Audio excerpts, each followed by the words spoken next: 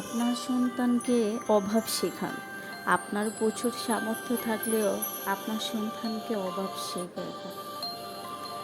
আপনি বাবা, ATM machine না।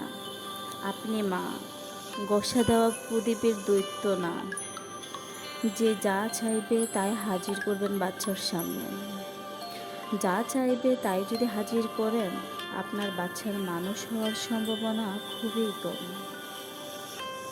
সন্তানকে জীবনের মানে বোঝানো মানে কম ভালোবাসা না, বরং তাকে বেশি ভালোবাসা। কারণ আপনি যখন থাকবেন না, দুনিয়ার কঠিন পথ তাকে একা চলতে হবে। আপনার সন্তানকে শেখান, চাইলেই সব কিছু পাওয়া যায় না, সব কিছু পাওয়ার দরকারও নেই। কষ্টের মাধ্যমে অর্জিত জিনিসের মূল্য বোঝান। তাকে বোঝান সব কিছু ছাড়াও জীবন চলে, দৌড়ায় চলে। উদাহরণস্বরূপ তাকে অনুপম রায়ের কিছু কথা শোনান, সব পেলে নষ্ট জীবন। অভাবকে ভালোবাসতে হয়, তাতে অজ্ঞতার সাথে স্বভাবটাও ভালো হয়।